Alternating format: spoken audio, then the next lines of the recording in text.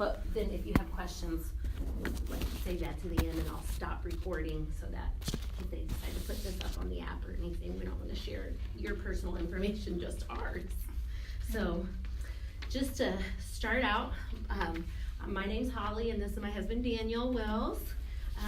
We already kind of started explaining our family situation, but we've been married 10 years, together 12.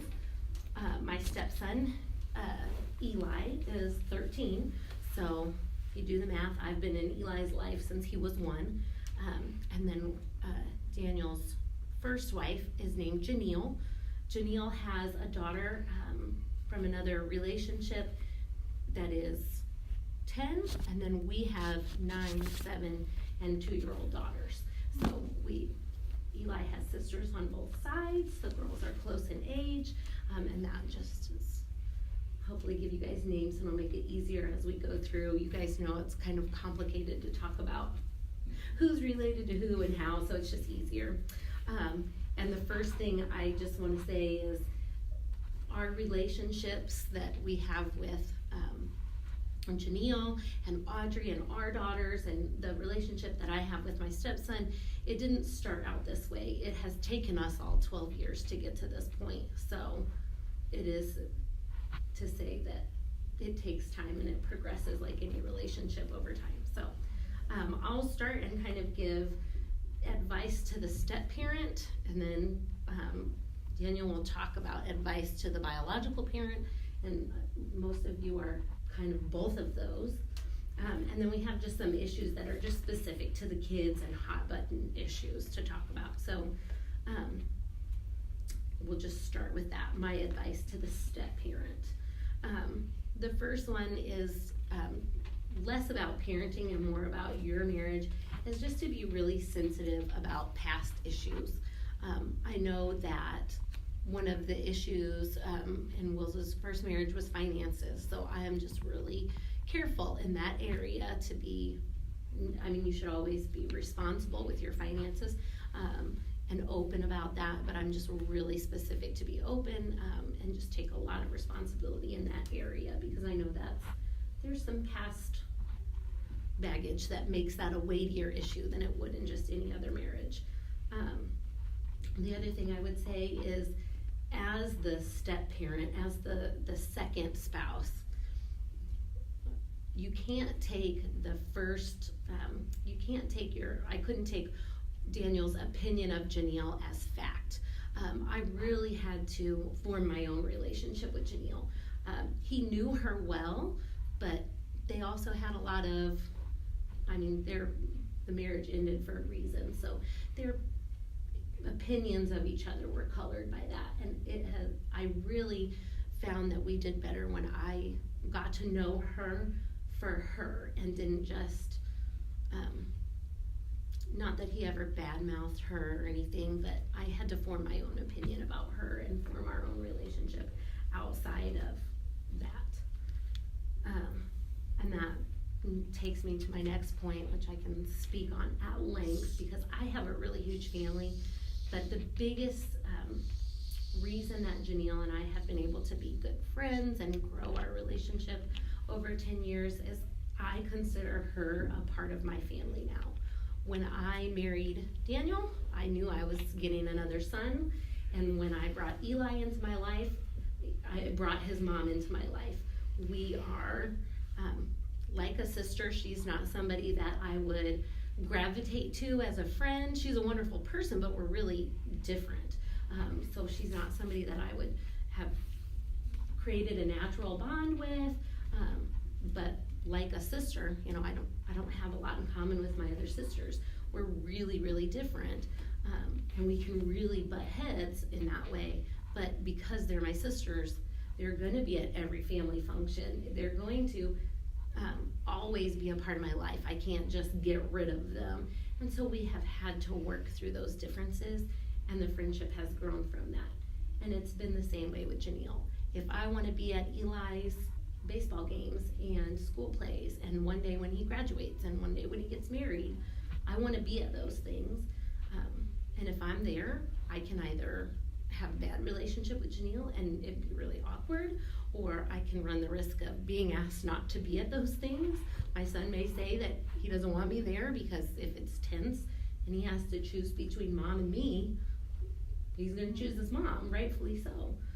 So if I wanna be included in that, I have to have a good relationship with her.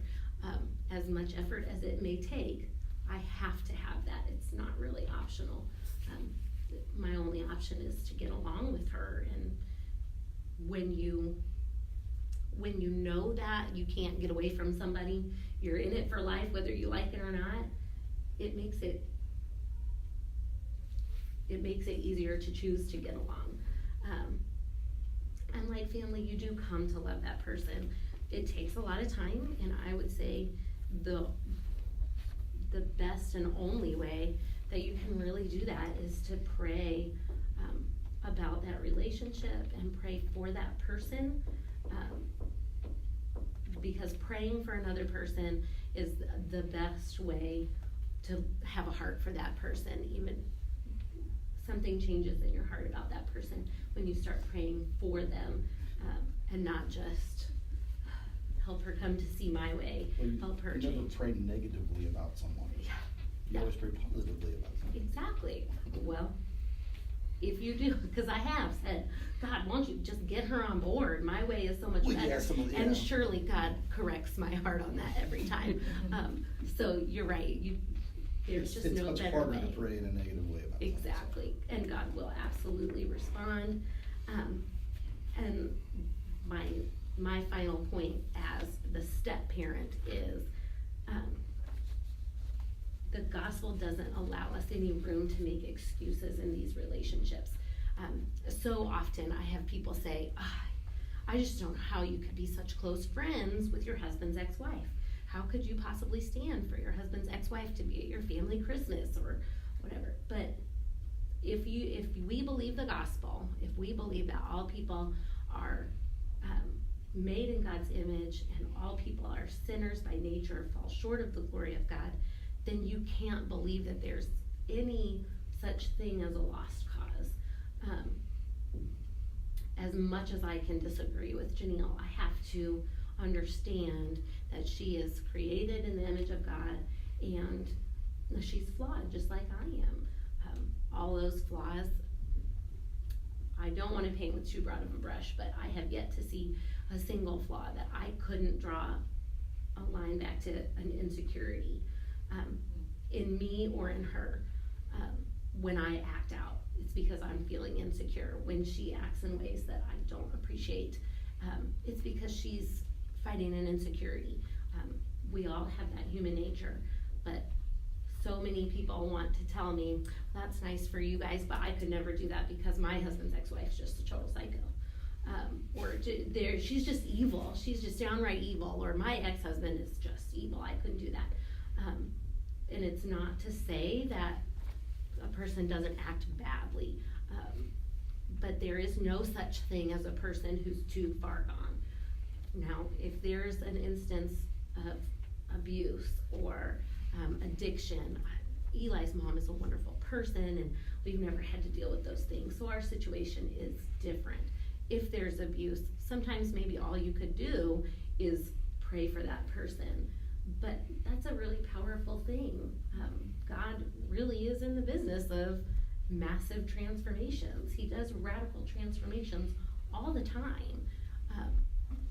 He has with each one of us that call ourselves Christians. So the gospel, if we take a Christian gospel view of that other person, there's no room for making that excuse that I don't have to try because he or she, that other person is just too bad. That we could never, because she's too bad. Because nobody's too much for God to change. So. Me now? Yeah, your turn. Okay, so just some of the things that I thought when I was going through this were, and again, like Holly said, none of this just happened from the start. We kind of have developed into this over time, and I've made a lot of mistakes on the way to getting to where we are now. And even though our situation is unique, it didn't necessarily start that way.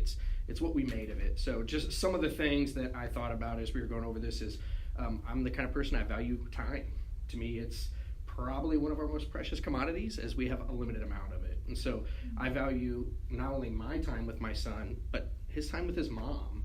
And regardless of how I feel about her and what ended our marriage, she's always going to be his mother. And I want to make sure that he has that influence in his life. And so that means sometimes I may make sacrifices. If she's got something going on that I think he should be a part of, it might mean, hey, I want you to go spend some time with your mom today, even though it's my day. And that has grown into something where I've been able to get time off cycle because she lets him come spend time with me because, hey, this would be something really good to do with your dad.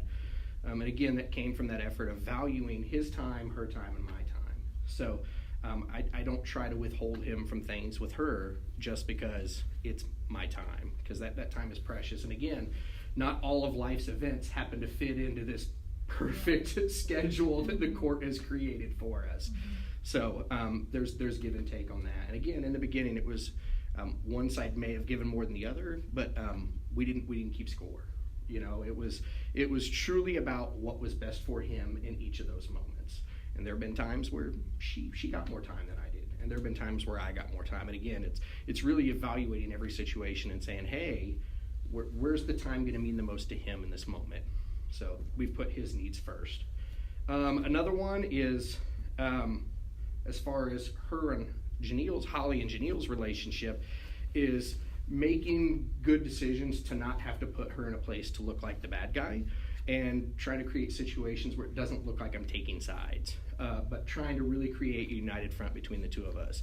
So there are times where I'll talk to Janelle, my ex, and they're like, hey, what do you want to do about this? And in the beginning, I made a lot of mistakes of making a decision and then having to sell that to one side or the other, whether it was Holly or Janelle, and I've learned over time that I don't make decisions with either of them right now until me and Holly have discussed it. So if Janelle asks about something, every time, hey, you know what? I'm going to talk to Holly. We're going to make a decision, and I'll get back to you. Same thing the other way. And what that's really done is it's created a situation where she doesn't have to be the bad guy. I'm not necessarily the bad guy either, but it's, hey, we have come to this decision together. So it's not her having to go away and be like, man, if it weren't for Holly, I would have just gotten my way on this, or the other way. So we make decisions together in every instance, and we go back to her and we say, hey, here's what we decided. Because in the beginning there were times where I'd come home and I'm like, hey honey, here's what I committed to, and she's like, hey, you didn't think about this, or we got this situation coming up, and then I had to kind of go back and a lot of backtracking. So every time now it's a conversation that me and Holly have together. Hey, I'm gonna talk to Holly, give me a day or two and I'll get back to you, and then we'll discuss it from there. You know what I mean? And I didn't write this down, so I'm going to jump in. Go for it. I apologize. But at first, we made decisions that each of the parents in the parenting triangle got a vote. And whatever we kind of said, well, this is what we think. Well, we are obviously two people, and Janelle has not remarried.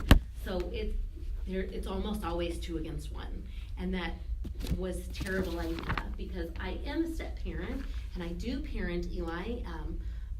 In fact, since he's been very little, rather than sending him to childcare that we had to pay for, I just stayed at home with him. Janelle was a single mom and needed to work, but we had the ability for me to stay at home, so I did.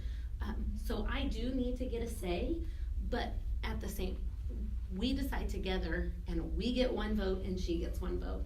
Otherwise, it would always be 2 against 1. And so it makes it imperative that we have to be on the same page. Again, that's important in any marriage, but it just carries so much more weight in a second marriage when there's stepkids involved. So it's not 2 against 1, it's we get 1 vote and she gets 1 vote. And if she ever remarries, it'll be the same way. So it takes another level of compromising to do that. Yep, absolutely. And that's the point I was trying to get at, is we're a united front, and again, it's not us out to get her, but it's, again, we're putting Eli's best interest in mind. Hey, what do we really believe is going to be best for Eli in this situation? And then we come to an agreement, and then we discuss it. So that's what I've got on the biggest 2 things I had there. Okay, so there's more that has to do with how we treat the kids.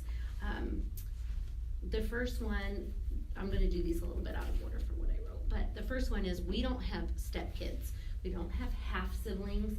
Eli is my son, and he's Janelle's son, and he's Will's son. I don't call him my stepson.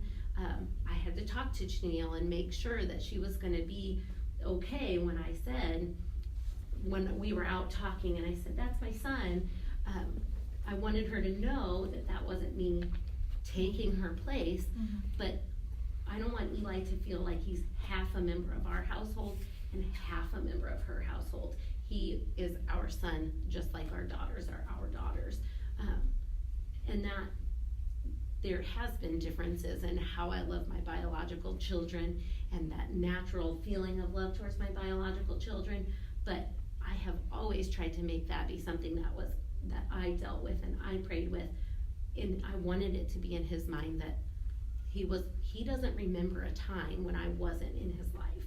He doesn't know any different than what we have, so I didn't want him to feel like he had partial standing with me. He needed to know that he was loved and accepted by me no matter what.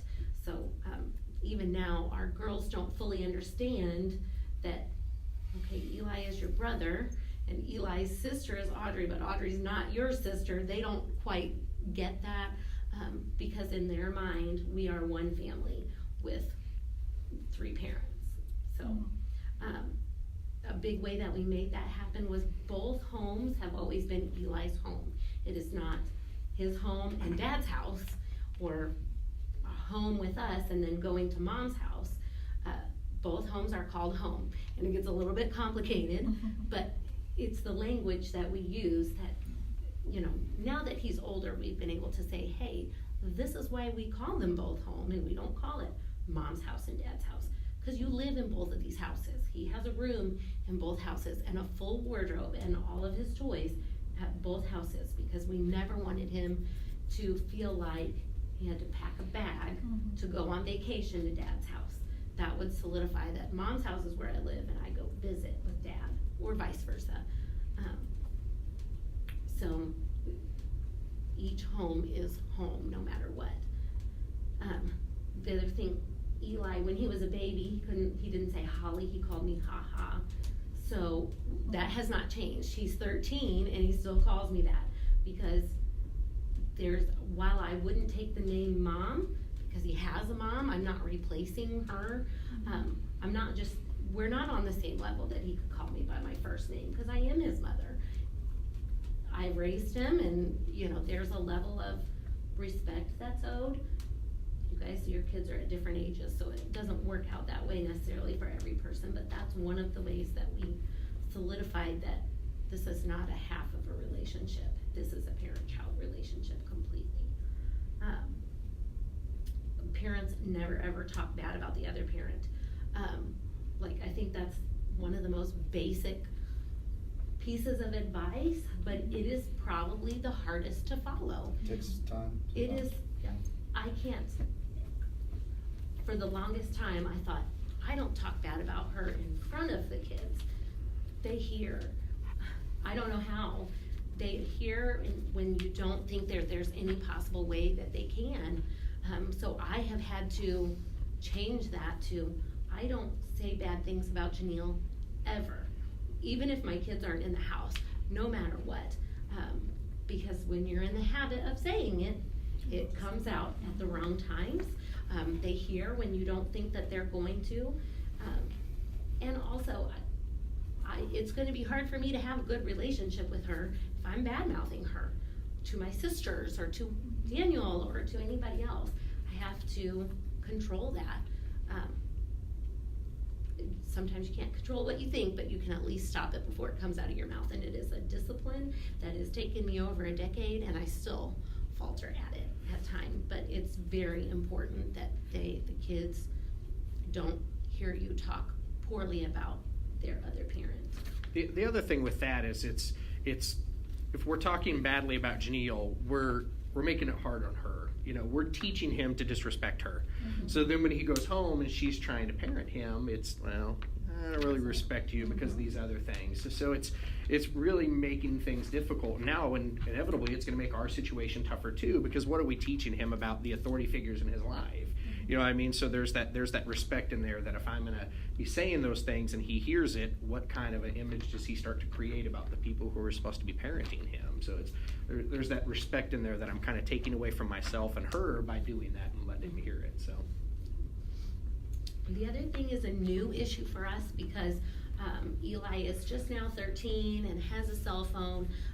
You guys may have teenagers and are already in the midst of this, but we are making it a point that Eli can talk to either parent at any time of the day or night. He has his own phone now, but there were plenty of times where Janelle would call me or he would use my phone to call her. And this is tougher than I thought it would be. We're getting into a point now where Eli can kind of circumvent the communication and go to whichever parent he thinks is going to accept this news better. And it's tricky, and it's just adding a new level that we have to pay close attention to. And it's interesting because this is one that really started out, and this is where we say this thing has grown and adapted. We thought it was something great. We're like, hey, we want you to talk to whoever you're comfortable talking to. Whatever it is you want to talk about, just please talk to one of us. Is whether it's me or Holly or your mom, just please talk to one of us. And so in the beginning, we're patting ourselves on the back because he wanted to have the birds and the bees talk, and he went to Holly. That's who he was comfortable having the talk with, and so he went to her, and I stayed out of it. I didn't force anything on him. We're like, man, we're geniuses. And then like Holly said, now we've got them circumventing. Like he'll call his mom and be like, well, Holly punished me for this, or he'll call me and be like, well, my mom did this, can I do this? And so it's definitely has created a different problem that we are working through now, but it is an interesting dynamic we're figuring out. So Same thing. Yep. Yeah. And it's tough. There's not like an easy solution, just that our communication with one another and with Janelle has to be on point at all times because, and it's easy, we have Eli at my house every day because mom works during the day. So I also babysit her daughter. Her daughter's about the same age as our girls. So our kids really are being raised as a unit. So I talk to Janelle every day. She drops them off in the morning and she picks them up in the evening, and she babysits our girls and we babysit hers. And we just have to remain in constant contact, which Daniel's the unsung hero in this because you divorce because you're breaking that relationship. You need a break. Communication didn't go well maybe, or you don't want to be in contact with that person every single day. You don't want to do family Christmas with that person, but this is the reality that we have. If we're going to do this and do this well, we have to talk to each other. So if we're bad at it, we have no choice. We've got to figure out how to get better at this. I don't have all the answers. I talked to a counselor right now about some just issues that we have with Eli, just how I respond to him well. 12 years into this, and they're asking us to lead a class, and I can't lead a class without telling you guys, I still ask for professional help. Yeah. The best advice is just there's going to be stuff that you're bad at, but you don't have the luxury of saying, well, we just don't communicate well. You have to work it out, which is kind of a good segue into our hot button issues that I was thinking of. Do you want to take that? no, we can jump back and forth. Go ahead. Okay. Will you go ahead with the first one? Okay. Yeah. So discipline and the rules. So we really, on the piece of that communication, we really try to make sure that we're talking things through so that punishments are the same at each house. We communicate with Janelle, so if we hand down a punishment at our house, he knows it's going to carry over to the other one. Again, that kind of filters back to that respect and making sure that we're treating the other parent equal of, we have the conversation and we agree to it together. So that being said, just like I go to Holly before I make decisions with Janelle, before we lay down punishments, it's, hey, I'm going to talk to your mom and your stepmom, and we're going to figure out what's going to happen here. And then the three of us will present that to you together, or one of us will present it on behalf of the others. So it's something we have to work out together, because it does no good if we decide on a punishment at our house and then he just gets to go to his mom's house and do whatever the heck he wants. Yeah, absolutely. Like, man, I can play Xbox at mom's house, so I'm going to go to mom's house today. There's a lot of that in there. So we don't make punishments without talking together. And that means that sometimes we have to adjust, because not all the things that she wants to do we necessarily agree with, but there has to be that compromise, and we work through it together. So I would say a big part of that compromise happened when we were setting the rules. because it was very important to all three of us that Eli didn't have a different set of rules than our girls had. And same thing at her house, she couldn't have Eli and then her daughter have different rules and expectations at each house. So we had to work it out together. And that was hard for me, that his ex-wife now gets a say in how I raise my girls. I didn't foresee that. It was the natural chain of events. I didn't see it coming, and that took a major, I had to like humble myself majorly. I really had to swallow my pride and realize I had a set way I wanted to do things, and it just wasn't gonna work. Now the major stuff, I mean, we pretty well agree on. But there's little stuff like what constitutes back talk at my house. She just considers maybe them being sassy in a funny way, or to me, I'm thinking this is back talk and there's no excuse for it. And she says, well, they're tired and they're cranky. I'm authoritarian and she is really passive. That's not a fair word for it. She is more permissive and he's somewhere in the middle. So it has taken way more compromise than I ever expected. I didn't think that through when we had our kids and we got married, that meant she gets a say in how our kids are raised. I'm sure she never considered that her ex-husband's new wife would get a vote in how her daughter was raised. I have no relation to her daughter whatsoever, but because it's so important to us that it be united, we have to agree on even that. So there's no excuse. The communication has to be on point. There's no way around it. The next thing we have on here is things that we just don't talk about. These are kind of should not talk about these. So money is a big one. In the beginning, it was really hard for us to not judge how child support was being spent, because we would give the child support, and then there's the, hey, we need to pay for this. I need you to help. And it was tough in the beginning. We unfortunately did not have some pleasant thoughts in there, but we had to decide is, you know what, that's money that she's getting to do with what she pleases. No matter how much I want it to upset me or it does upset me, it doesn't matter. I get no say in that.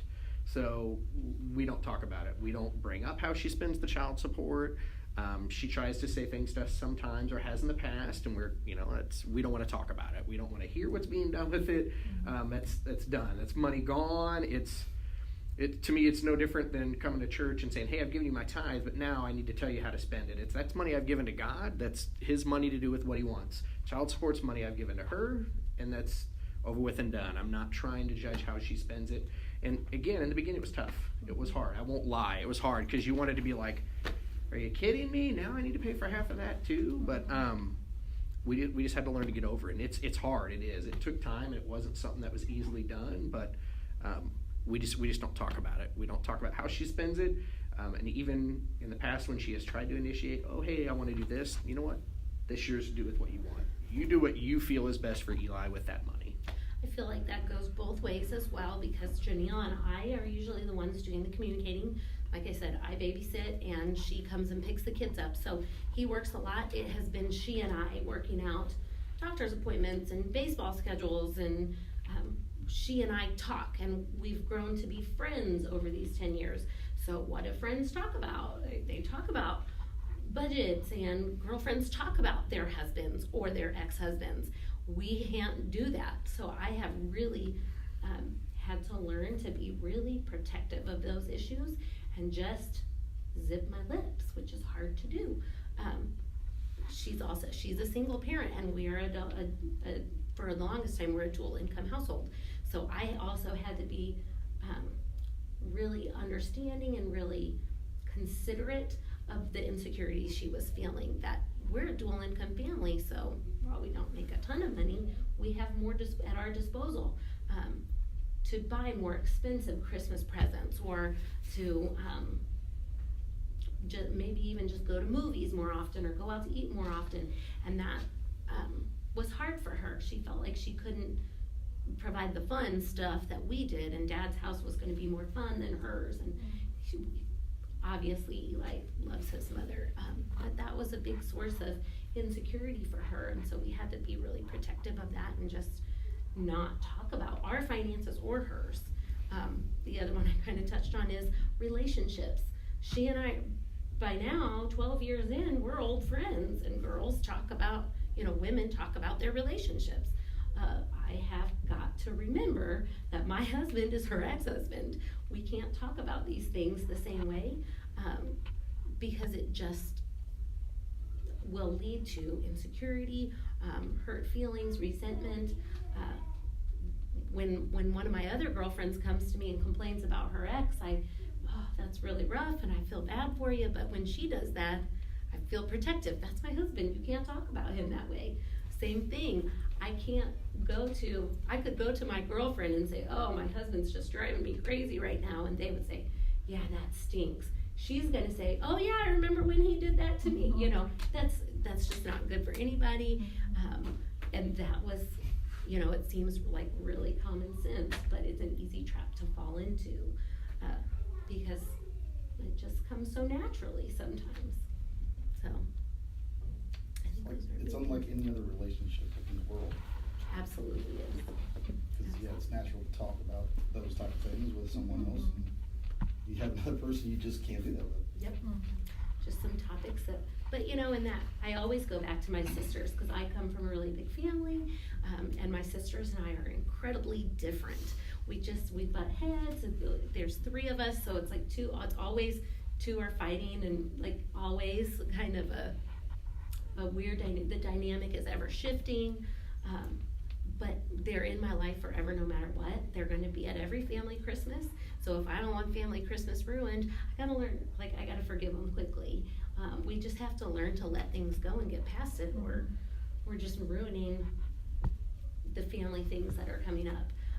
That has been my biggest go-to when I've been trying to figure out how to navigate this relationship with Janelle. It's just like any other member of my family that I don't necessarily get along with all the time. I got to forgive, or I'm the one who gets hurt. I'm the one who has a lousy family Thanksgiving. I'm the one who misses out on Eli's baseball game. If I can't get along with her, she may be totally wrong and I might be totally right, but I'm still gonna be the one to pay for it. So you gotta forgive and just get past it. I also have had to be really humble with her, just like with my sisters. I've had to call her and apologize. That was hard. Getting on the phone, calling her and saying, you know what, we got off the phone and I called my mom and I gossiped about you, and I'm really sorry for it. With that conversation, I'm thinking of specifically floored her, and she almost dropped the phone, but I made a mistake. I sinned against you. I need to make this right. Because we just don't have the luxury of taking time apart and getting space from one another. We're in each other's lives for better or for worse. We just don't get the luxury of cutting her out of the deal. So, and her with me. I'm always gonna be around, so. I think that's most of what we came up with. Again, yeah, there's been some give and take in there, and there've been good moments and awkward moments. I have come home on Christmas Eve before and found my mother-in-law and my ex-wife baking in the kitchen in their pajamas. That was fun. And I was not. And she wasn't there, so that was fun. So, but again, it's been all about. What has made it work is we genuinely, and I know people say it, but we go into everything with the foremost thing in mind of what's best for Eli. Not what's best for me, because I'll tell you, a lot of times what would have been best for me would not have been what we did, and definitely what I wanted to do wouldn't have been what we did. But we try to always make that the number one thing, is what's best for Eli, what's going to help raise a young man who loves God and does the right thing in the world. And we try to keep that as the number one priority. So sometimes we mess up, but we keep trying. Yep, just like a marriage, lots of forgiveness. The cell phone issue, Yeah. I would like to know what you guys do on certain things. Now, it sounds like obviously you guys are both on the same page, or, your ex-wife and all that. You guys are raising kind of the whole tribe is raising more or less. Mhm. Well, I wasn't, my oldest daughter, I have 2 daughters, she has 2 daughters, Mhm. they're the exact same ages. My oldest is 11, her oldest is 11, my youngest is 8, her youngest is 8. Well, my oldest and my youngest, she did not tell me about this. It was last Christmas time. She went out and bought brand new iPhones, 11 and 8-year-old. So I had to bite my tongue a lot about that. And the 11-year-old is more like her mother.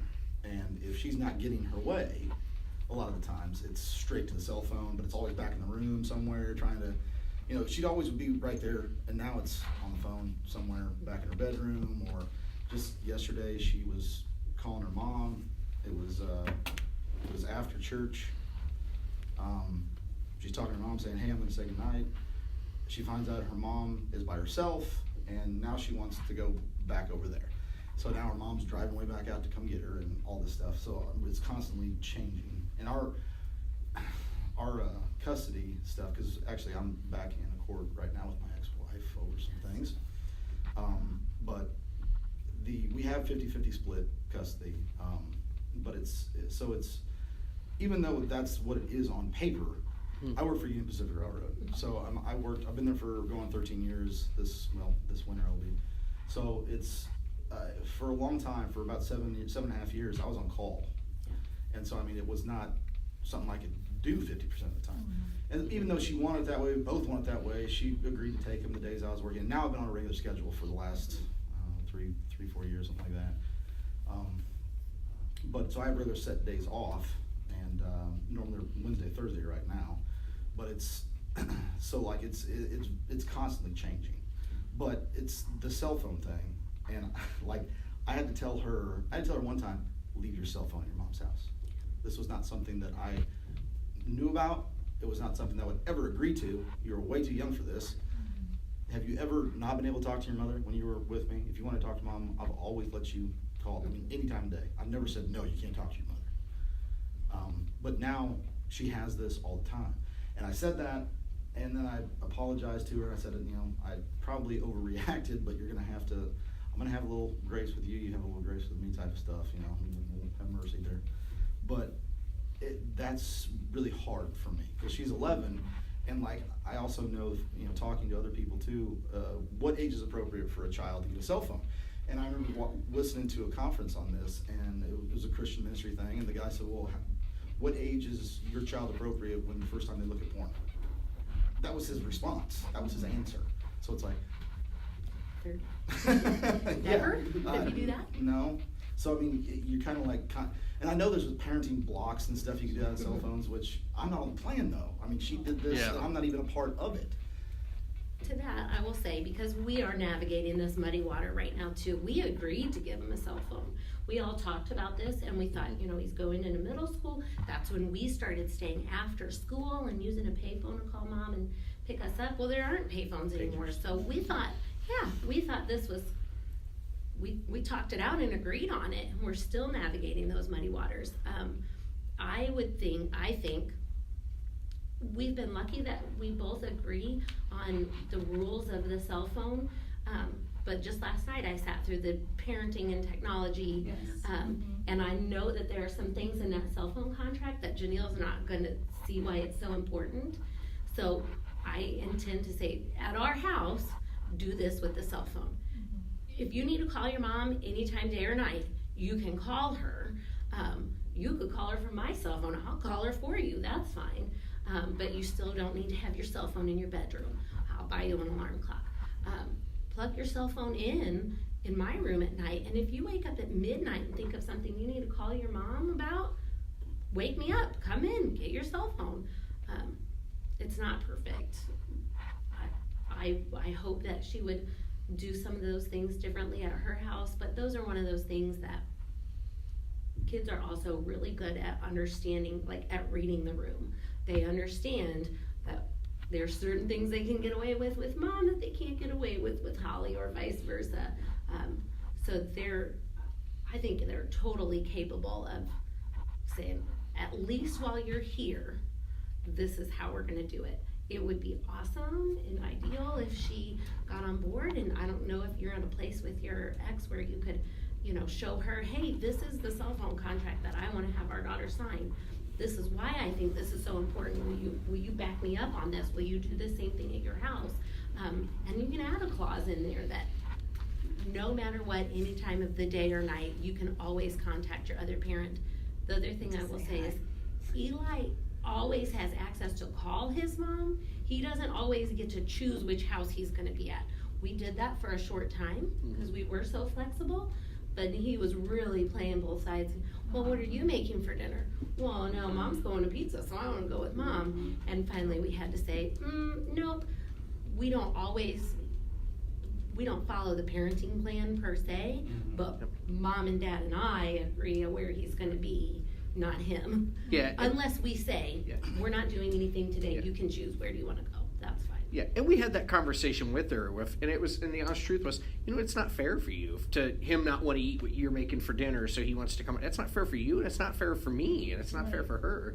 So we had to agree that, hey, you know what? There are times we will let him have a say in where he goes, and there's times where we're going to say no. You're going where we tell you to, and I don't know your situation. I don't think I'm trying to judge, but on the cell phone thing, I will say that this has really been a hot topic with us lately. Yeah. And I'll tell you that one thing it's done for me is it's made both of us a lot more aware of how much time we spend on the phone, and it's tough for me because I do a lot of my work from my phone.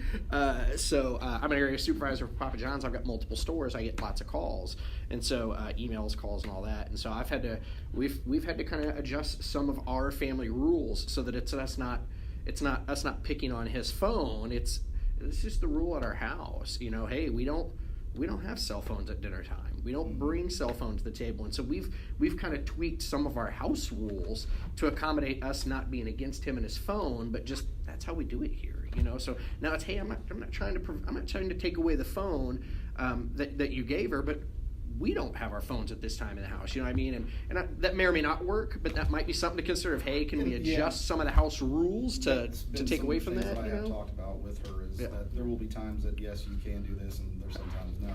Yeah. But it's really become a problem. I know that it's been a strain on her as well, because she will. Well, also she's 11. Yeah. And she will manipulate a story. She will change a story. She will, you know, hey, she said I couldn't call you. I never said I couldn't call your mom. I said let's just wait till we do this. Let's do this first. So let's, you know, whatever it may be. And then of course what's funny is my 8-year-old I would think would treat it like more like a toy. My 8-year-old hardly ever has it. Yeah. Yeah, and it has pushed the limits of our communication. It is really, I shouldn't say push the limits, but it's really tested our resolve on the communication. Because just to give an example, her daughter, Audrey, that also spends time with us, she was out back and fell in the pool one day. And Holly's like, hey, you know, the pool hasn't been cleaned yet. We need to make sure you get in the shower and all this. And so she's telling her what to do.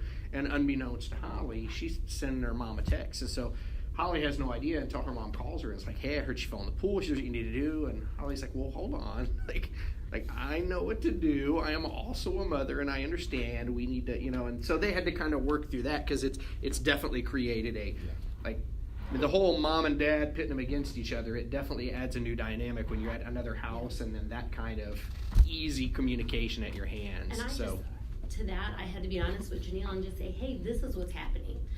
She fell in the pool and wanted me to make a big show and she wanted attention for it. And I knew she fell. It was an accident. So I was like, nope, go in, get a shower. And I didn't make a big enough fuss over it, so she went to mom. So I talked to Janelle and was like, hey, just so you know, this is how this went down. Thankfully, Janelle and I have that good decade-long building of trust. So she was like, I'll make sure to note that next time I get one of those texts. So I made her aware of what this is going on. And honestly, this is just another layer of working stuff out that we're going to have to do now that they're with the cell phones. I definitely think you have control in your house. I'm not taking your phone away. I'm just saying there's times where we're not going to be on it. If there's an emergency and you need to call your mom, always. And I think that's a worthy conversation to have with the other parent and say, just so you know, if they ever tell you that I didn't let them call you, that is false. You can call them or they can call you any time of the day or night. but we need to, just for the sake, especially for the sake, I assume the other 11 and 8-year-old in the house don't have a cell phone, like. My 11-year-old does. Her oldest does. Which, and that's, we now have Audrey is the 10-year-old who has a cell phone, and my daughter's 9. She's a good several years off from getting one, and she's not liking that. Yeah. But that's, we just have to. And then to make it worse, her niece or her cousin gave her a phone, and so Yeah. we're having to fight that battle now. She's like, "Well, I have a phone. Why can't?" No. Because we can't use that, so it's just, Blended families. yeah. Yeah. And It's there's a interesting. ton of It's those. a lot of fun. Um, Never boring. No. And I think it's teenagers are gonna try to play parents off one another anyway. Absolutely. And then you have a blended family situation, Yeah. and I mean, you're very fortunate to be able to co-parent Yeah. with Mhm. the ex. I was not in a situation where we could do that, Yeah. and they can really play you if you're not on the same page. Yep. It's hard. Absolutely, it is Yeah. tough, but I hope what you take away from this is it's not impossible. It's absolutely possible, and even in the situations, I have a sister who's trying to co-parent with her abusive ex-husband. Mhm.